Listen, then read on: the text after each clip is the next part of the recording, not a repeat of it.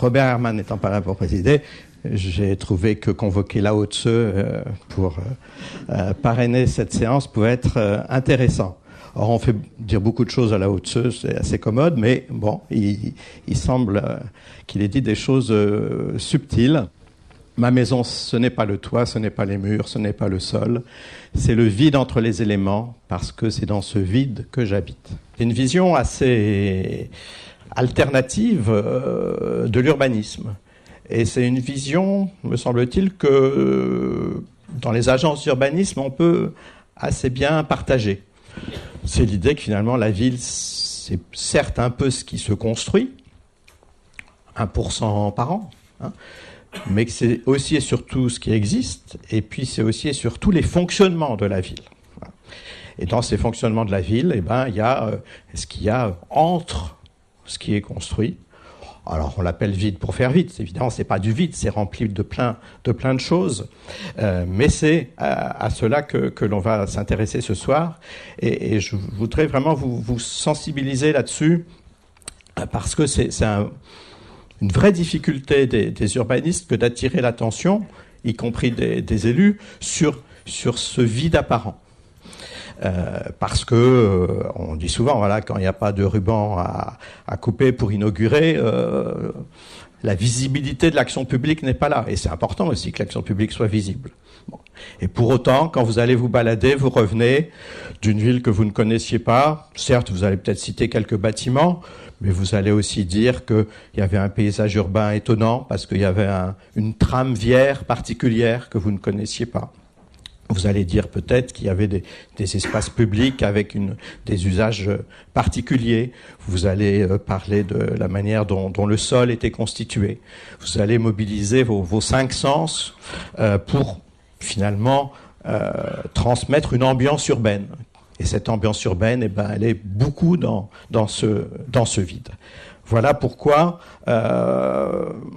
les questions de mobilité ne sont pas une affaire de spécialistes dans une sous-direction de l'institution de la collectivité territoriale, mais comme je dis souvent, c'est l'autre face de l'urbanisme. Le mouvement et la sédentarité, pour reprendre les mots de Cerda dont je vous reparlerai. Et donc ce vide, on va l'appeler voirie, on va l'appeler espace public, je reviendrai sur ces termes, par rapport à une vision élargie de ce vide qui est rempli de plein de choses. En fait, on va parler d'espace et de temps. Et le temps dans l'affaire qui est souvent oublié des urbanistes, c'est une affaire importante. C'est une affaire importante, et donc je vais de temps en temps vous parler déplacement, mouvement, flux, distance. Parfois, quand on me demande ce que c'est qu'un urbaniste, une fois que j'ai osé dire que j'étais malheureusement pas architecte, je dis qu'un urbaniste, c'est quelqu'un qui régule les distances, qui organise, qui agence, qui régule, qui éventuellement tente de maîtriser avec collectivement les distances entre les individus, les distances entre les activités. Et pour ça, il a une boîte à outils extrêmement développée, depuis le plan local d'urbanisme, la composition urbaine, le paysage, jusqu'à la tarification des transports, qui est une autre façon évidemment de rapprocher des territoires. Donc tous ces mots auront leur importance. Au fondement de l'urbanisme, la voirie, regardez les utopies urbaines, qu'on les trouve dans les livres, dans les films, dans les BD, la voirie est toujours extrêmement présente, un peu comme si finalement l'habitat, ça bougeait pas tant que ça. Bon, on fait des tours, mais une tour, finalement, ce ne sont que des maisons superposées. Il y a pas forcément beaucoup d'innovation dans les processus constructifs, si, mais dans le logement, dans la manière d'habiter, dans les équipements. Dans la voirie, on peut se déchaîner, on peut faire de beaux dessins, et on peut effectivement traduire une évolution des modes de vie. Et en particulier une évolution au regard des facilités de mobilité et au regard de ce que permet la locomotion mécanisée, c'est-à-dire la vitesse. J'y reviendrai. Et la voirie, c'est aussi la traduction, je vous ai parlé des deux faces, du fait que il faut parler à la fois, comme dit Pierre Vels, de lieux mais aussi de liens, et qu'aujourd'hui, plus qu'auparavant, ce qu'on appelle parfois le processus de métropolisation, c'est une façon de dire que les territoires fonctionnent certes dans leur périmètre, mais pas tant que ça. Hein. On est un peu dans des territoires sans limite, et que la variable intéressante, ça peut être la géométrie euclidienne des surfaces et des limites, mais c'est aussi et surtout les liens, les réseaux, les circulations, les flux, les interdépendances. Voilà. Vous pouvez mettre tous les mots que vous voulez pour dire que c'est bien cette relation entre les territoires qui est importante. C'est pour ça qu'une métropole, aujourd'hui, peut être riche de ses ressources propres, bien sûr, mais doit aussi être riche de ses compétences et de ses capacités relationnelles, de sa capacité à nouer des relations avec les autres. Voilà, donc la voirie entend bien sûr que support de ces lieux et de ces liens. L'urbanisme, c'est de moins en moins le foncier, le parcellaire, qui continue à occuper malgré tout les agences d'urbanisme qui font de la planification, pour le meilleur et pour le pire. Juste pour vous amuser, ce petit objet urbain que constitue un passage piéton, on le retrouve à Pompéi, on le retrouve en virtuel, c'est quelque chose qui n'existe pas encore à droite, avec l'idée que le passage peut suivre en fait le comportement du marcheur, le comportement du piéton. Et puis le petit dessin que Piem m'avait offert pour un travail que j'avais fait il y a très longtemps sur la marche, dit que à travers ce petit objet urbain, tout se joue. Le partage de l'espace, la régulation entre les usages de l'espace, la manière de concevoir l'espace public, etc., etc. Les outils de régulation. Et peut-être que il y a une vieille histoire de référendum là, de plan piéton qui n'a pas marché, je ne sais plus bien, là, à Strasbourg. Bon. Mais voilà, typiquement, peut-être que parmi mille autres choses, l'urbaniste contemporain devrait beaucoup s'intéresser au passage piéton, élément notoire de la voirie, elle-même facteur d'organisation de la mobilité. Il y a quelques grands hommes dans l'histoire de l'urbanisme.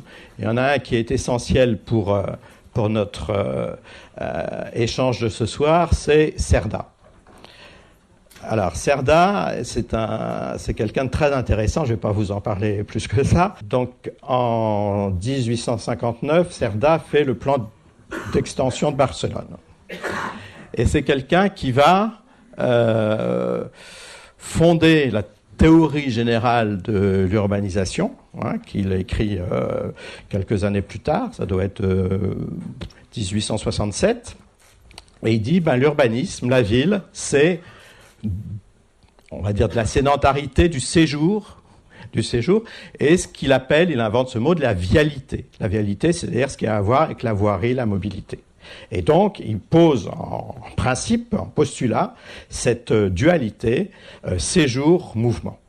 Et il organise toute sa pensée de l'urbanisme sur cette question. C'est lui qui invente le mot urbanisme, d'ailleurs, en castillan, et qui ensuite va faire des petits plus ou moins dévoyés. Alors, je passe vite, mais sachez, Cerda, c'est d'abord un ingénieur. Il est très passionné par le chemin de fer. Le chemin de fer, ça introduit une obligation, la séparation des flux. Avant, ça pouvait éventuellement se mélanger, les chevaux piétinaient les piétons, mais c'était pas très grave. Le chemin de fer, c'est plus embêtant. Et donc, il va avoir toute une théorie de la circulation. Et en particulier, pour ceux qui connaissent Barcelone, il va inventer ces fameux pans coupés, les chanfreins, pour que le flux puisse être continu. Et donc, Cerda, il a une pensée de l'articulation séjour-mouvement à trois échelles, finalement. L'échelle du carrefour, l'échelle de ce qu'il appelle l'intervoie, c'est-à-dire l'interaction entre la dimension et l'agencement de l'îlot, et la voirie, et puis l'échelle, j'ai pas dit, mais enfin de ce quadrillage qui est plus subtil que le quadrillage habituel, puisqu'il y a des transversales, des magistrales qui permettent des sauts d'échelle et qui permettent donc une expansion qui n'est pas juste une expansion du quadrillage minimal. Voilà, mais c'est la première fois que la pensée à la fois du réseau, des réseaux techniques et de l'articulation transport-urbanisme est à ce point développée. Alors on en a d'autres, Eugène Hénard, qui s'intéresse à l'avenir de Paris et qui est beaucoup aussi sur ces questions d'organisation des flux. Et Eugène Hénard est considéré comme l'inventeur des carrefours, ce qu'on appelait les carrefours à giration, et qui ont donné nos giratoires, dont la France s'enorgueillit d'être le pays du monde où il y en a le plus par habitant. Voilà, mais ayons en tête que au XIXe siècle, où s'invente d'une certaine manière l'urbanisme contemporain, où s'inventent les très grandes villes, cette question est extrêmement présente. Alors ce qui est intéressant dans Cerda, juste, c'est que beaucoup de décennies plus tard, il va continuer à se passer plein de choses à Barcelone, qui est devenue la Mecque de l'urbanisme, dans les années 80, 1980 donc, avec une réflexion extrêmement originale sur les questions de voirie, en partie liée, on y reviendra peut-être dans la discussion, au fait qu'il y a eu un moment, un séminaire connu, qui a mélangé des ingénieurs et des architectes. Des ingénieurs qui avaient, un peu comme Cerda, une culture urbaine, et des architectes qui avaient une certaine culture technique ou technologique, ce qui n'est peut-être pas toujours le cas en France. Donc, compte tenu de ce que je vous dis, comment peut-on aujourd'hui arriver avec ce que j'appelle peut-être un peu de façon trop péremptoire, un impensé des espaces circulatoires.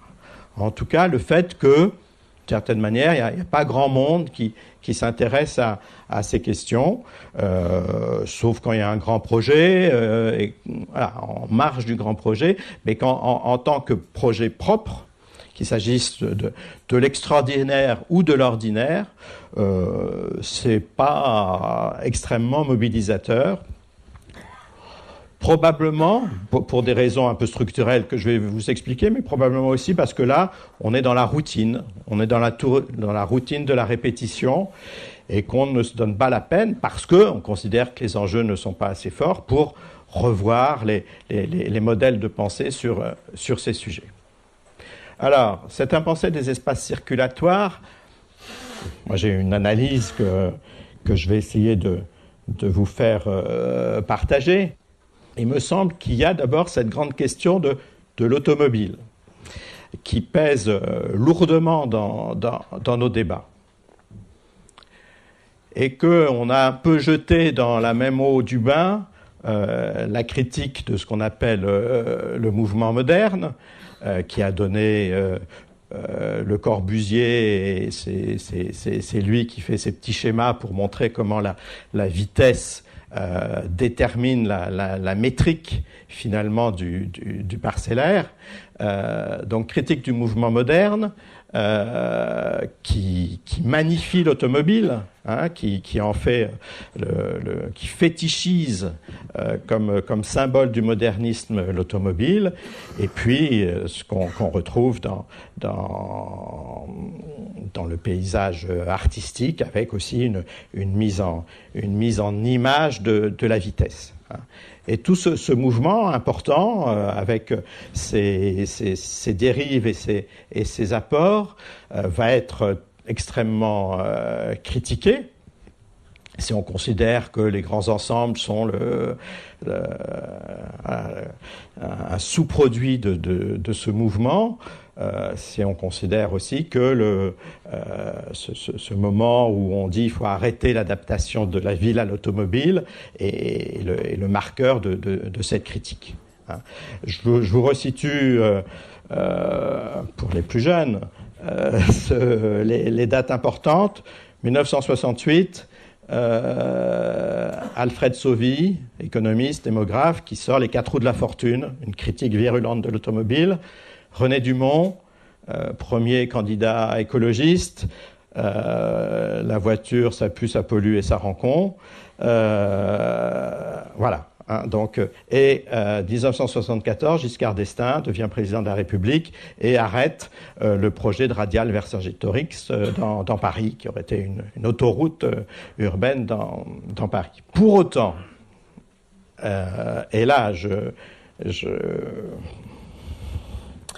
commence à m'égarer dans des analyses plus personnelles, un peu partagées quand même par d'autres. Il me semble que justement, on a un peu fait de la voiture le bouc émissaire.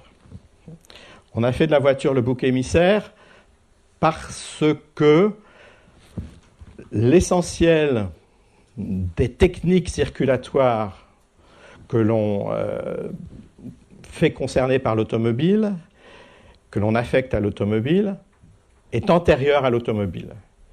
Et qu'à partir du développement des voitures à chevaux, de l'hippomobile, on se pose des questions de croisement de flux, de différentiel de vitesse, de sécurité, et on va inventer, en fait, avec la culture des parcs et jardins, on va inventer toute une technologie qui sera reprise par l'automobile.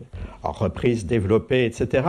Mais voilà, il me semble que de ce point de vue-là, la critique très souvent justifiée de l'infrastructure moche, pour employer des mots simples, elle n'est pas au démarrage de l'automobile. Hein. Au contraire, on magnifie le fameux triangle de Rocancourt en région parisienne.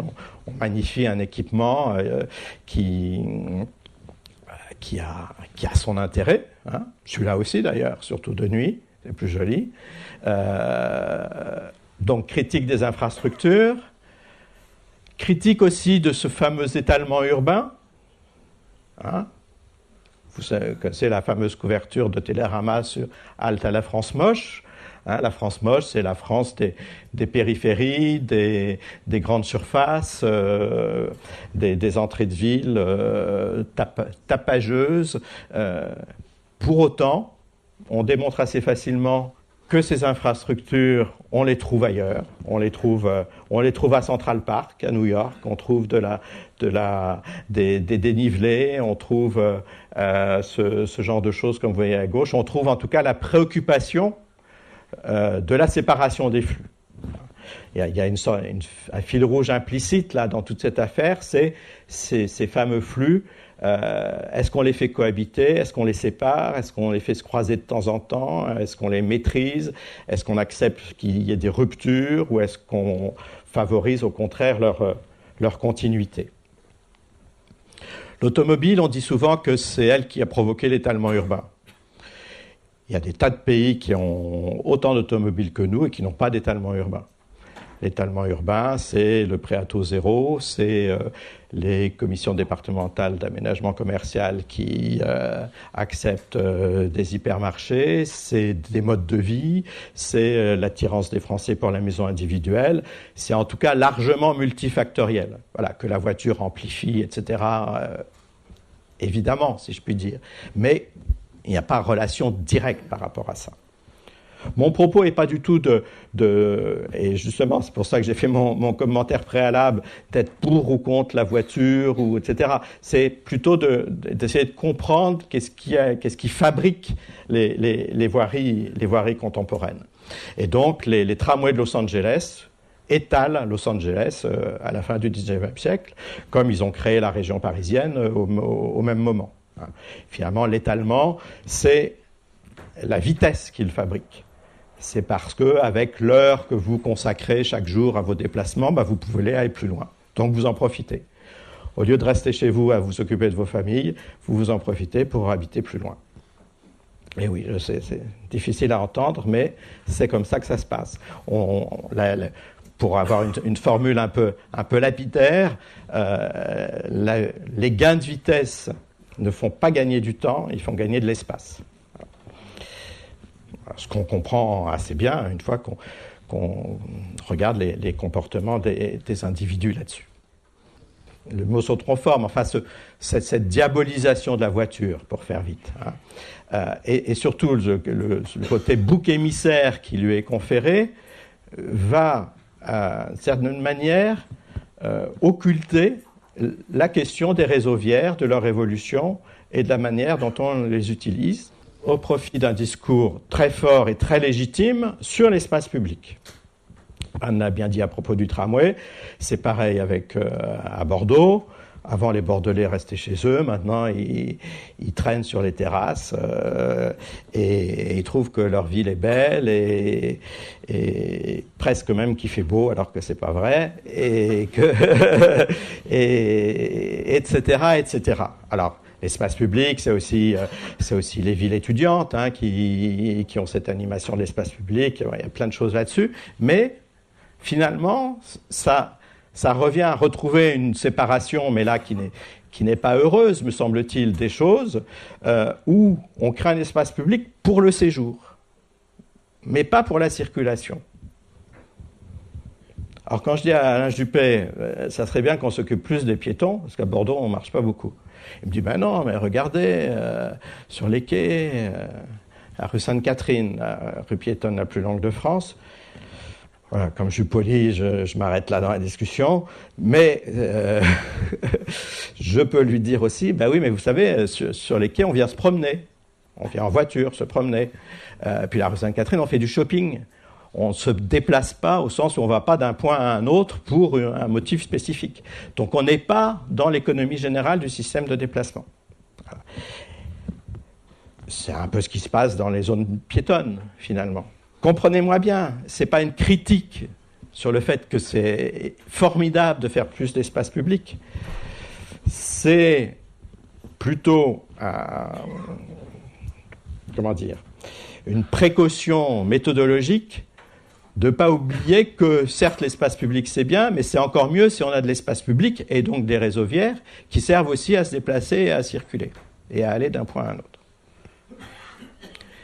Et c'est pour ça aussi, alors là, je franchis la ligne rouge, que peut-être que reprendre des concepts préexistants comme celui de boulevard urbain, d'aucuns diraient que c'est un peu un pléonasme parce qu'un boulevard est généralement urbain, c'est pas forcément donner des gages à la créativité sur ce qu'on pourrait inventer aujourd'hui pour, évidemment, renouveler, requalifier, remodeler nos infrastructures. Bon, là, c'est dans la Roure. En haut, c'est les projets lyonnais des qualifications de l'autoroute. Voilà, il y a cette idée que Paul Lecroix a dû vous exprimer et qui a sa zone de pertinence, bien sûr. Hein. Mais de dire, bon, les autoroutes urbaines, on en a marre. Allez, hop, on refait des boulevards urbains. Bon, c'est peut-être la bonne solution dans certains contextes. Il me semble qu'il faut quand même remonter d'un cran dans la problématisation, comme on dit, de l'affaire, et se dire, mais qu'est-ce qui se joue dans une requalification d'autoroute ou de boulevard, les boulevards 19e de Bordeaux, là, qui sont devenus pour le coup des égouts à voiture, comme on dit. Ils ont besoin d'être qualifiés. De fait, c'est plutôt des boulevards urbains en ce moment, et on aurait envie d'en faire autre chose. Voilà, c'est un peu mon message provocateur, qui est un message de bon sens, d'une certaine manière. Soyons inventifs, contextualisons, et une fois de plus, ne confondons pas problème et solution. Un boulevard urbain, ça peut être une solution, mais quel est le problème qu'on règle avec? Donc, regardons plutôt les problèmes. Ben voilà, finalement, Boston au 19e, le cours de l'intendance Bordeaux au 20e. Le tramway va toujours aussi lentement, forcément, il n'est pas en site propre, donc on ne va quand même pas écraser trop de piétons. Et c'est toujours aussi minéral d'ailleurs. Là, vous avez plus d'arbres à Strasbourg que nous. Toujours est-il que, d'une certaine manière, on pourrait dire qu'on n'a pas changé de modèle de mobilité, quoi. Hein, voilà. Par ailleurs, c'est pas antipathique de se promener là, mais bon, sachant que notre tramway va plus lentement que le vôtre, je peux le dire. un tramway, c'est quand même au départ fait pour aller un peu vite, quoi. Autrement, à Bordeaux, il y a même des lignes de bus qui vont plus vite que le tramway. Autrement, si c'est pour requalifier l'espace, ça fait cher le pavé, quoi. Et ça fait cher le brin d'herbe aussi pour mettre du verre. Bon, je m'éloigne et je continue, mais je dis que, voilà, je répète, j'insiste, là on n'a pas changé le modèle. On fait la même chose, quoi. Ce qui est bien, mais est-ce que ça correspond à l'évolution des modes de vie? Est-ce que ça correspond à ce qu'on pourrait inventer avec d'autres technologies, etc. De nouveaux principes, on va parler beaucoup de régulation. Voilà, ça, sur ces nouveaux principes de régulation, et en particulier donc considérer que l'infrastructure elle est là, mais on peut faire 1000 choses avec une infrastructure, 1000 choses différentes. Alors dans les gens qui s'intéressent au réseau, ils parlent d'infrastructure et d'infostructure. L'infostructure, c'est ce qui permet le fonctionnement de l'infrastructure. Un carrefour, vous en faites ce que vous voulez. Vous faites des chanfreins à la Cerda, vous faites les fameux pedestrian scramble là, du Japon, mais qu'on a un peu dans le coin, je crois, ou qui ont déjà pu être essayés. Bon, c'est génial cette histoire. C'est rien, ça coûte rien, ça fait un peu de... Il y a une phase de feu qui est rouge, et les piétons, au lieu d'attendre bêtement pour faire un angle droit, ils passent en diagonale. C'est malin, ça coûte rien. Ça donne une priorité à la fois fonctionnelle et symbolique et esthétique aux piétons.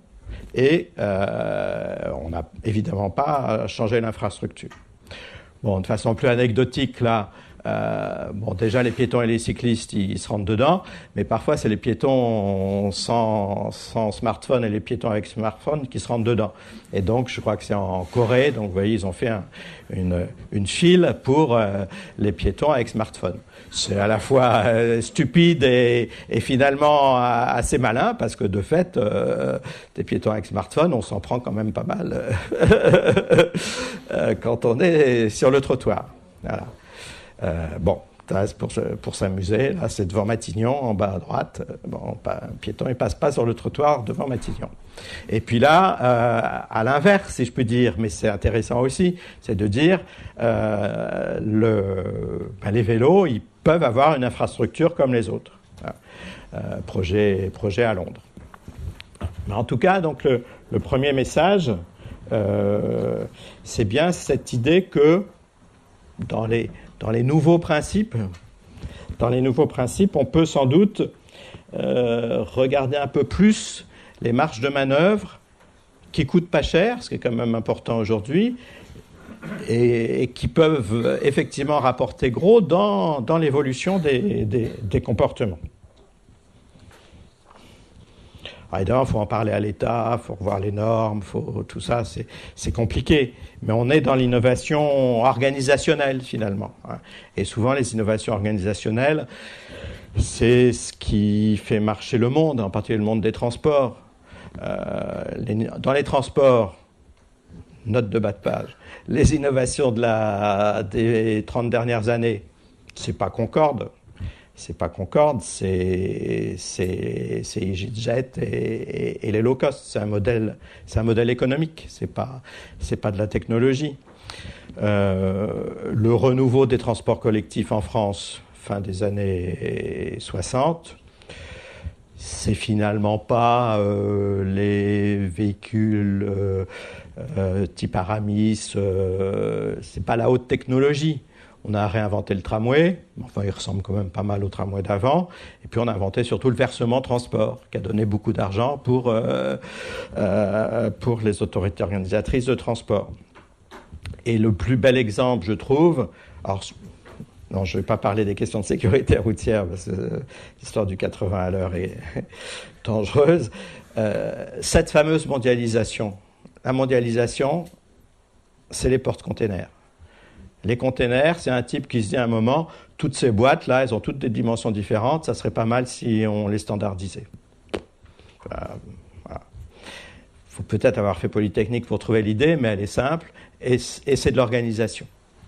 Je passe vite, mais je me permets d'insister là-dessus, parce que dès qu'on fait une démarche prospective, tous les gens disent « Ah ouais, la voiture volante, ça va être génial ». Bon, on verra. La question de la voiture, qu'elle soit volante ou pas, c'est qu'elle prend de la place. Voilà. Et donc, dans une ville, a priori, l'espace est rare.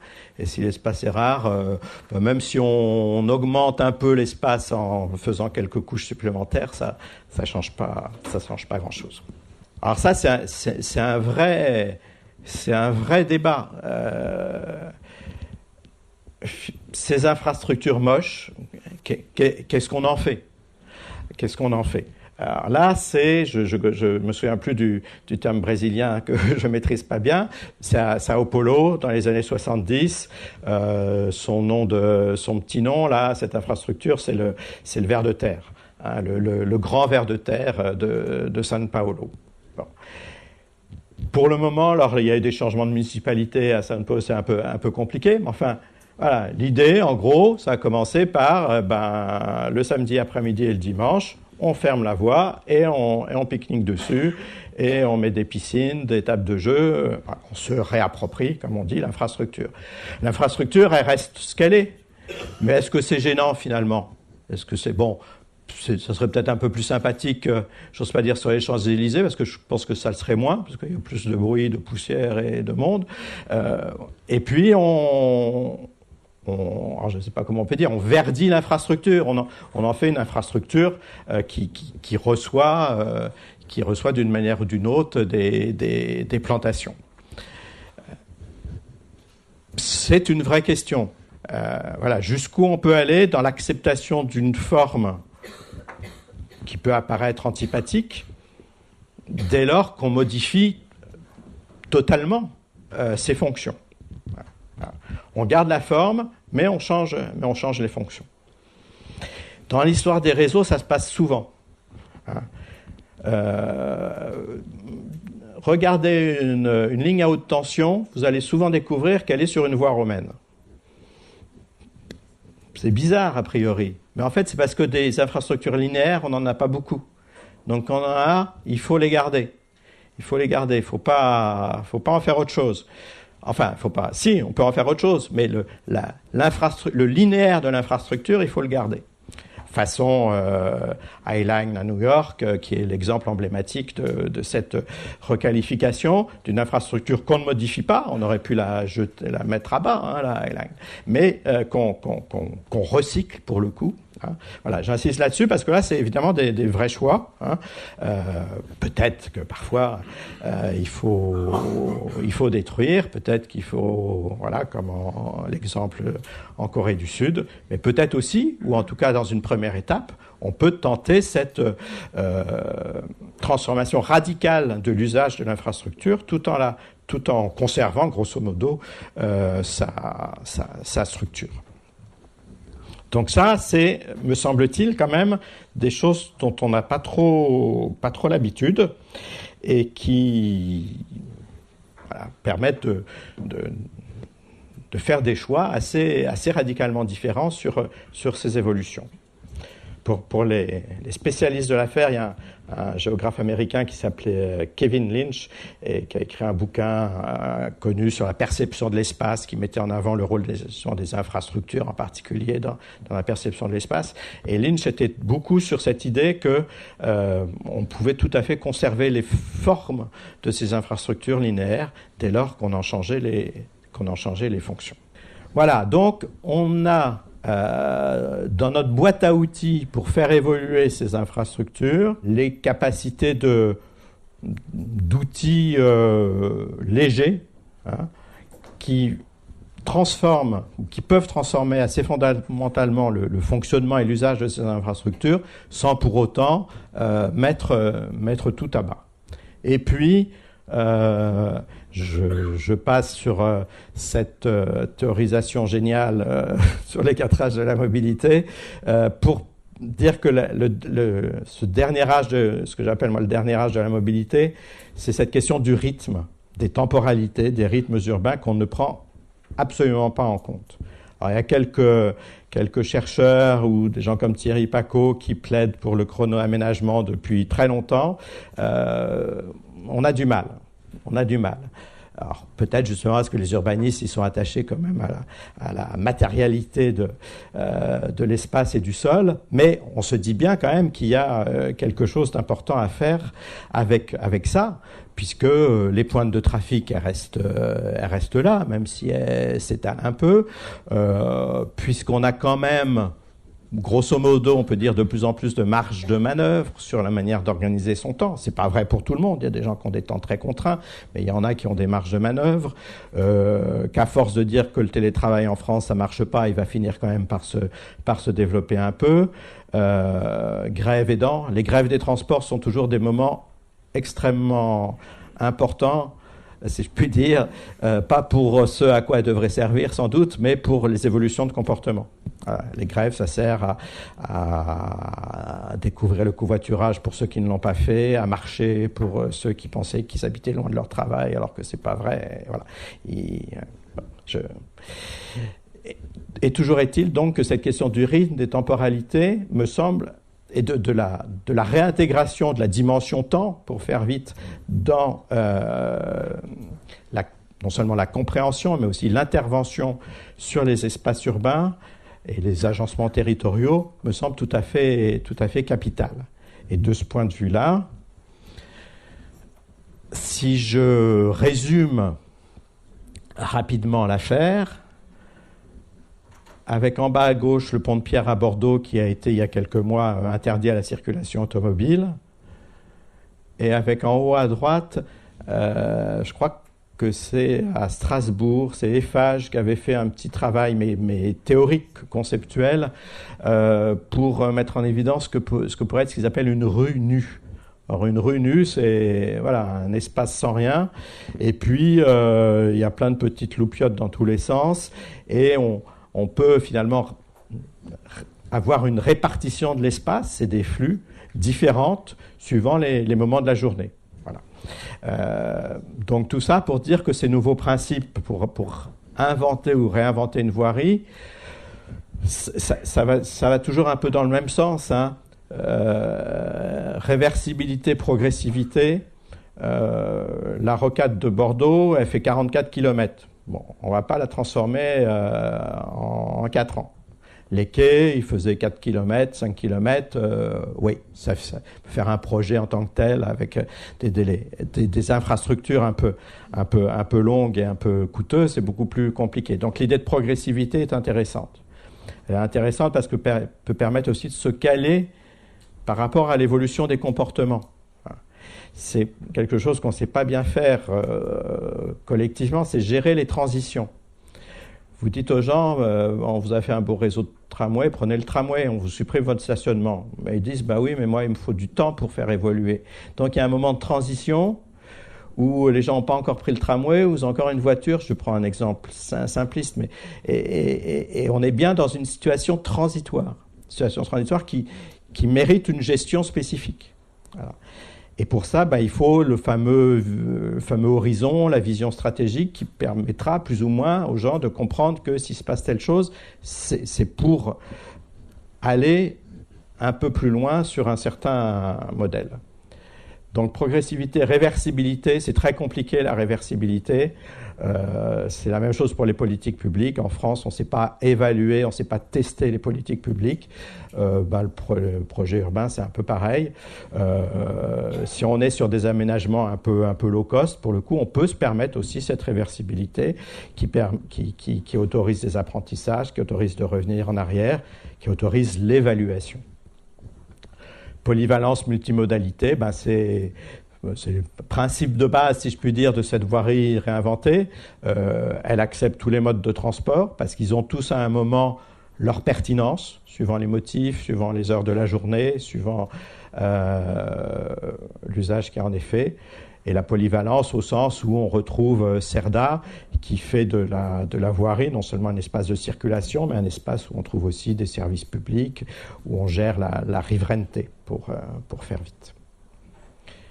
Et enfin, j'en ai parlé, c'est un peu l'histoire de la rue nue, l'idée que on peut aujourd'hui penser en même temps l'aménagement en termes d'investissement et l'exploitation en termes de gestion d'une infrastructure. Alors qu'aujourd'hui, c'est totalement séparé, y compris dans les structures institutionnelles, dans les technologies. Là, alors est-ce qu'il faut parler de routes intelligentes? Je ne sais pas. Mais enfin, l'idée en tout cas qu'aujourd'hui, on a des petits bidules numériques, électroniques qui permettent de mieux penser cette articulation entre réseau support et réseau service. Cette voirie, il faut aussi la penser avec nos nouveaux modes de vie métropolitains. Deux idées très simples que je ne développe pas. L'idée de pulsation urbaine. L'idée qu'il y a ces rythmes, que les gens ne sont pas tous en même temps dehors, que la plupart du temps, les gens sont chez eux ou à leur travail, ou ils sont dans le séjour, d'ailleurs, ils ne sont pas dans le mouvement. Hein. Donc c'est quelque chose qu'on met peu en visibilité. Et puis l'idée que, autant peut-être, il fut un temps où on pouvait dire dis-moi où tu habites, je te dirai quel mode de vie tu as.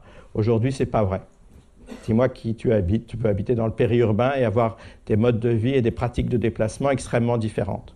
Donc tout ça oblige à repenser autrement l'usage des voiries. Éloge de la lenteur et de la vitesse. Je passe vite aussi. Il y a un mouvement fort pour dire, à la fois en termes sociétal, arrêtons d'accélérer, on est de plus en plus stressé, on a de moins en moins de temps, etc. Et du point de vue des politiques urbaines, de dire, voilà, cheetah slow, réduction des vitesses, etc. À voir, j'aurais tendance à dire que c'est effectivement un outil extrêmement puissant pour modifier les comportements, qui n'a pas toujours besoin de modifier l'infrastructure pour cela, mais qu'il faut regarder les choses dans les détails. Voilà. Nos zones de rencontre à 20 à l'heure, bon, quand on se prend une voiture à 20 à l'heure, ça fait mal. Les Hollandais, ils ont inventé il y a 40 ans les Wunnerf, ce qui se traduit, ce veut dire les cours urbaines. Une cour, il y a bien l'idée du séjour. Voilà, et c'est ça qui est intéressant. Alors certes, on se déplace un peu dans une cour urbaine, mais on ne se déplace pas à 20 à l'heure, on se déplace à 5 à l'heure, et tout le monde à la même vitesse. Voilà. Les vélos, est-ce qu'ils sont tous à la même vitesse? Je ne sais pas. Un piéton, voilà, une personne âgée, elle se déplace à 2 à l'heure, l'étudiant un peu speed à 5 à l'heure, 6 à l'heure, mais c'est assez homogène. Les voitures, elles se déplacent tous à la même vitesse. Voilà. Alors, comme on est dans la capitale du vélo, c'est juste pour vous titiller là-dessus. Voilà. Alain Juppé à vélo, il fait du 5 à l'heure. Le livreur, le livreur, il en fait du 25 ou du 30. C'est pas le même moyen de déplacement. Je passe, mais c'est évidemment extrêmement intéressant. C'est intéressant aussi. Arme massive à propos de la vitesse, vous réduisez des vitesses, nous on l'a proposé sur la rocade bordelaise, on passe de 90 à 70, ça a plein de vertus. Ça en a une, c'est qu'on gagne une file de circulation pour faire ce qu'on veut. Voilà. Hein, vous savez, un ingénieur trafic, il dimensionne une file, la largeur de la file, à la vitesse maximum. Donc on a des gains potentiels extrêmement puissants avec la régulation de la vitesse.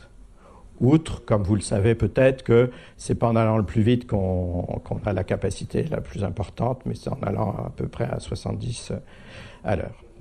Alors, lenteur, vitesse, voilà, toutes ces questions, c'est un peu celles peut-être qu'il faut se poser. Voilà, est-ce qu'on sépare des flux, est-ce qu'on croise?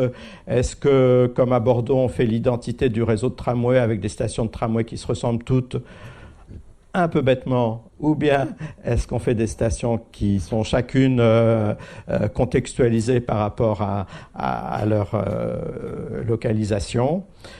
Question de consommation d'espace. Je passe, ça devient un peu technique. Je voulais, voilà, typiquement, cette question du croisement, elle se pose bien avant la voiture, elle se pose quand on a le règne de l'attraction hippomobile.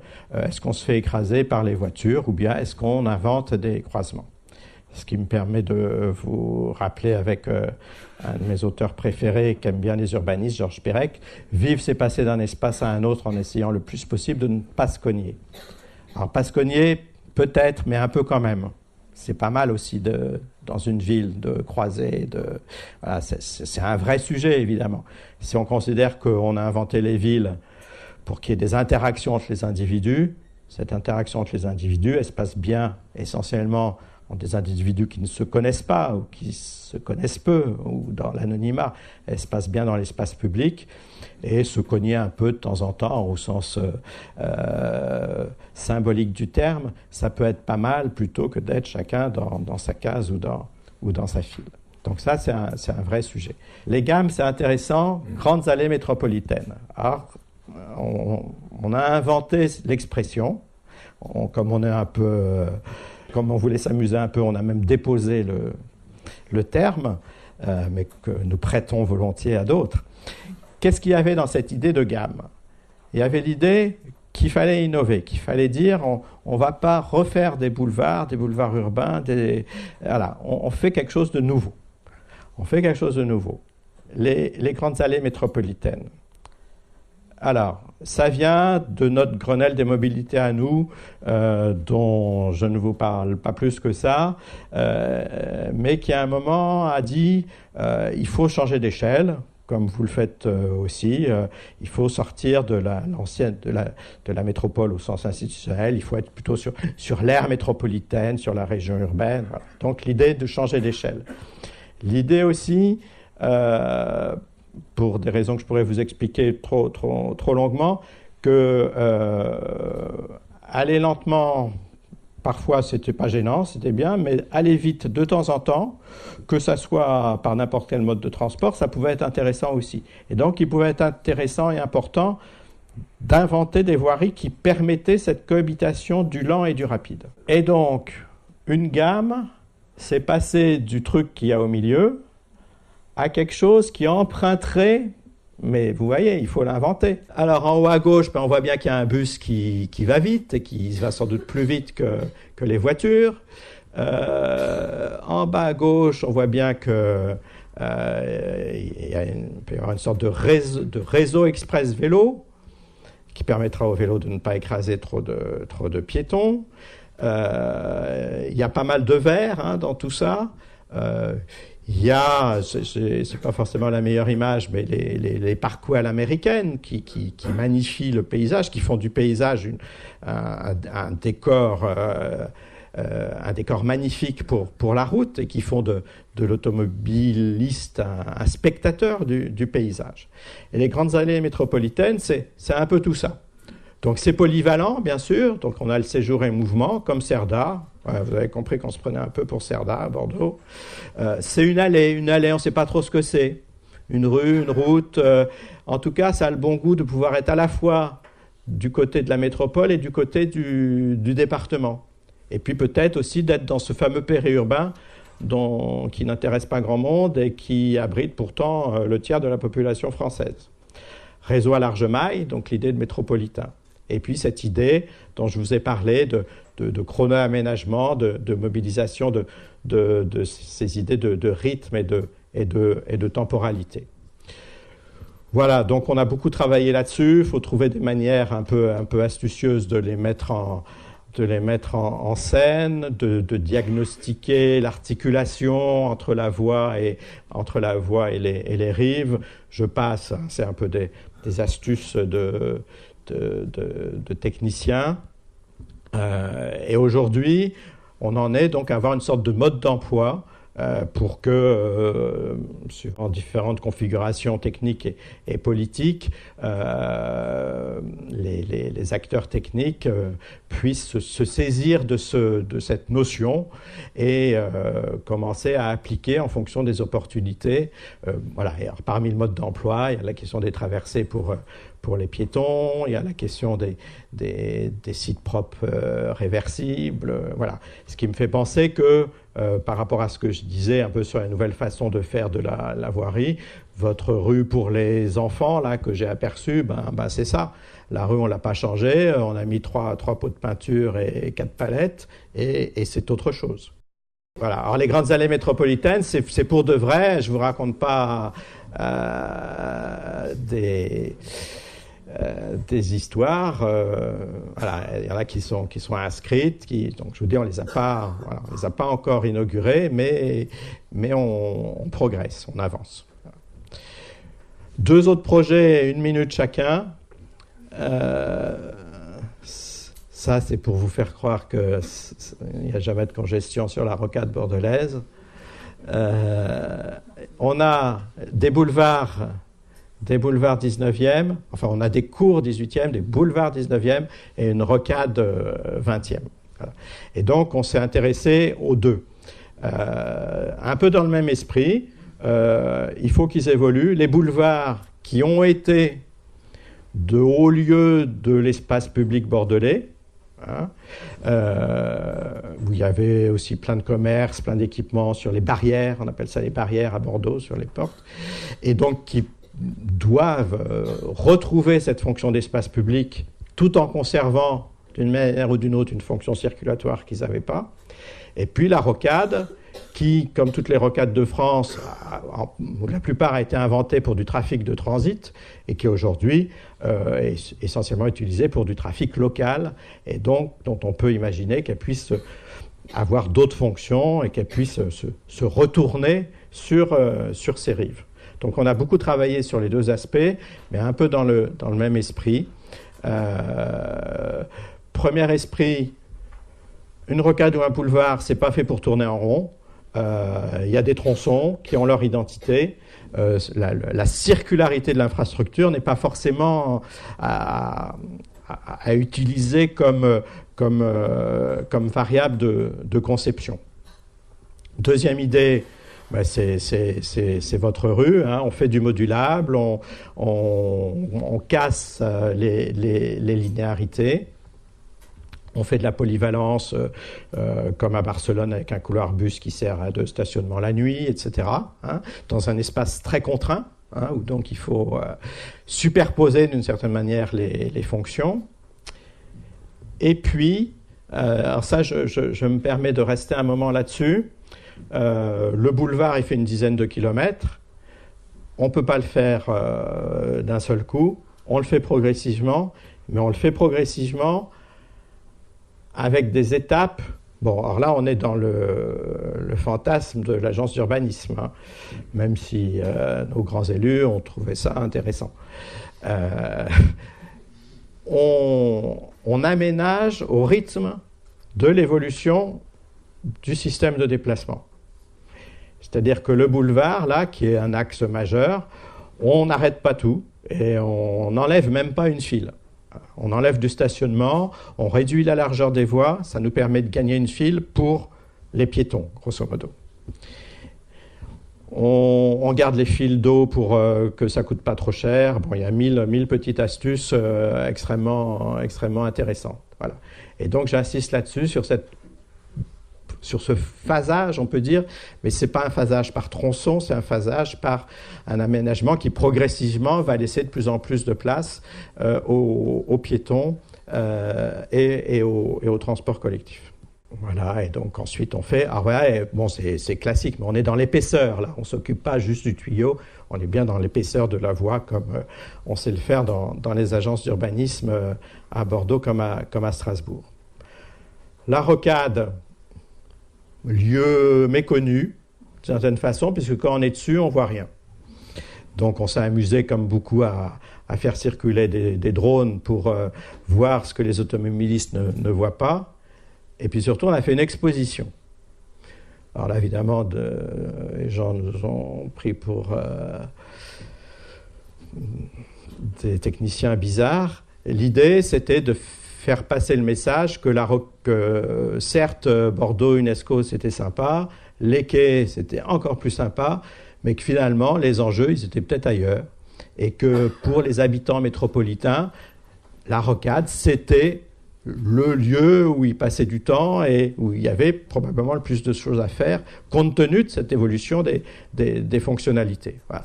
Et donc, l'exposition, c'était pour dire, la rocade, ça peut être intéressant, il y a 1000 choses à faire. On a fait travailler un anthropologue, on a fait travailler des artistes, et puis on a surtout bossé en urbaniste pour montrer tout ce qu'on pouvait faire. Et je passe aussi, même idée, on tronçonne, parce qu'il y a des... Voilà. On phase avec notre arme de dissuasion massive, passage à 70 à l'heure.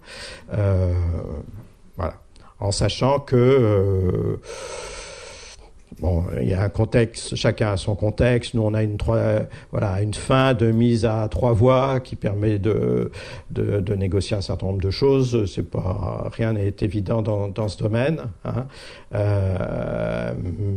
Mais voilà, moi j'insiste parce que je trouve que mes équipes ont bien bossé là-dessus, sur cette progressivité des aménagements qui implique, on est bien dans cette gestion de la transition, qui implique quand même qu'on soit d'accord sur le produit final. Hein. Qu'on dise, on peut 44 km, là, on peut pas les refaire d'un coup. Donc on fasse, parce qu'on sait qu'in fine, c'est ce qui permet d'intégrer ce nouveau modèle de mobilité et d'intégrer aussi ces nouveaux modes de vie, de valoriser les rives, pas forcément de faire disparaître les échangeurs, mais d'en faire autre chose. Hein. Voilà. Typiquement, les échangeurs, c'est un truc moche, pour reprendre mon expression, mais il y a 1000 choses intéressantes à faire avec des échangeurs et les surfaces et le foncier des échangeurs sans les remodeler forcément. Et puis donc, on a une stratégie sur l'ensemble, mais qui est une stratégie à la fois sur les questions de mobilité, de nature, d'économie, de mixité fonctionnelle, à diverses échelles et en activant des modifications à la fois sur le tube, sur les rives, sur les échangeurs. Et ça, qui peut le faire? Alfred Peter et les agences d'urbanisme. C'est-à-dire, j'insiste là-dessus, je vais finir là-dessus, c'est pas pour glorifier les agences d'urbanisme, mais comme les agences d'urbanisme, c'est quelque chose de très particulier, on en parlait avec nos amis libanais, il faut toujours justifier notre existence. Parce que on est dans la case subvention aux associations. Voilà. Alors, il y a les chasseurs, et puis il y a nous. Et puis, quand il faut faire des économies, on dit les associations. Voilà. Et donc, pour justifier notre existence, il faut être très bon. Premier point. Quand un bureau d'études est mauvais, on ne le reprend pas, mais il a pris sa facture. Et puis, il faut être pluridisciplinaire. Et je pense, en France, alors c'est peut-être moins vrai à l'étranger, où on a une culture des architectes, par exemple, qui est plus pluridisciplinaire, justement, on trouve plus d'architectes dans les services des collectivités, etc. Mais en France, s'il n'y a pas les agences d'urbanisme, des projets de ce type, mais ou même plus modestes, hein, pour ça que je dis du passage piéton à la rocade, quoi. Des projets qui intègrent l'ensemble de ces dimensions, il faut des équipes projets qui ont cette pluridisciplinarité, et que les agences qui répondent aux appels d'offres, etc., sont pas forcément en mesure de faire, parce qu'ils vont aller chercher un spécialiste pour un moment précis, mais ils n'auront pas l'habitude de travailler ensemble, ils n'auront pas le fameux langage commun. Voilà, je crois que c'est là-dessus que je voulais finir, en vous disant que il faut être créatif sur ces affaires, qu'il faut pas tout ce que je vous ai raconté, c'est pas pour vous proposer des modèles finis, c'est pour faire appel à la créativité de chacun et se dire que innover, c'est compliqué dans notre monde pour plein de raisons. Innover pour de vrai, on va dire, mais sur de tels sujets que ça vaut le coup, et que ces questions de mobilité, de voirie, elles sont essentielles et qu'on ne s'en occupe pas assez.